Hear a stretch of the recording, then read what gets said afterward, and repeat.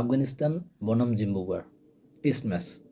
প্রথম টেস্টটা তারা হিউজ একটা রান করে, যার কারণে প্রথম টেস্ট ম্যাচটা তাদের ড্র হয় এবং সেকেন্ড টেস্ট ম্যাচ যেটা আজকে সমাপ্ত হলো, আফগানিস্তান ৭৭ রানে জয়লাভ করে এবং এই টেস্ট ম্যাচে কেরিয়ার সেরা একটা বোলিং করে লেগ স্পিনার, বিশ্বের সেরা লেগ স্পিনার রশিদ খান, যে কিনা সেকেন্ড ইনিংসে জিম্বাবুয়ের 7টা উইকেট তুলে নেয় এবং জিম্বাবুয়ের ফার্স্ট ইনিংসে 4টি উইকেট তুলে নেয়। অর্থাৎ 2 ইনিংস মিলে তার কেরিয়ার সেরা একটা বোলিং, 11টা উইকেট তুলে নেয় একাই এবং এই টেস্টে সে ম্যান অফ দ্য ম্যাচ হয়ে যায়।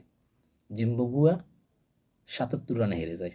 আফগানিস্তান প্রথম ইনিংসে ব্যাট করে ১৫৭ রানের অল আউট হয়ে যায় এবং সেকেন্ড ইনিংসে তারা একটা কামব্যাক করে ৩৬৩ রানের একটা সংগ্রহ এনে দেয়, দলকে একটা ভালো একটা লক্ষ্য এনে দেয়, বড় একটা পুঁজি এনে দেয়।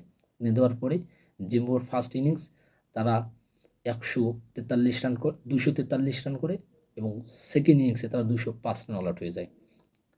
একমাত্র বোলিং রাশিদ খানের ভেলকিতে তারা কিন্তু কুপোকাত হয়ে যায়। অর্থাৎ তাদের রাশিদ খানের যে লেগ স্পিনের যে গতিটা ছিল, লেগ স্পিনের যে ভেলকিটা ছিল, সেখানে তারা নাস্তানাবুদ হয়ে যায় এবং রাশিদ খান একাই কিন্তু সেকেন্ড ইনিংসে 7টা উইকেট তুলে নেয় এবং ফার্স্ট ইনিংসে 4টা উইকেট তুলে নেয়, মোট 11টা উইকেট তুলে নেয় সেকেন্ড টেস্টে এবং ম্যান অফ দ্য ম্যাচ নির্বাচিত হয় রাশিদ খান।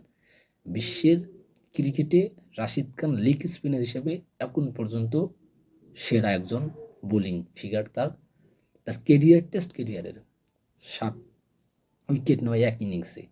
এর আগেই ছিল তার ওই জিম্বাবুয়ের এগেইনস্ট 7 উইকেট তুলে নিয়েছিল ১১৩ কি ১৪ রানে। এবার ওই সেই জিম্বাবুয়ের এগেইনস্ট 7 উইকেট তুলে নিয়েছে রাশিদ খান। আফগানিস্তান ক্রিকেটে যেভাবে নেতৃত্ব দিচ্ছে কিংবা আফগানিস্তান ক্রিকেটে যেভাবে একটা স্বর্ণযুগ পার করতেছে, একমাত্র মূল কারিগর হচ্ছে রশিদ খান।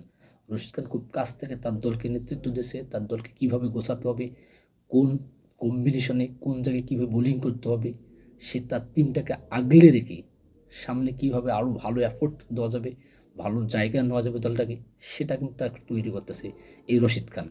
যাই হোক, শুভকামনা রশিদ খানদের প্রতি, ক্রিকেটের প্রতি।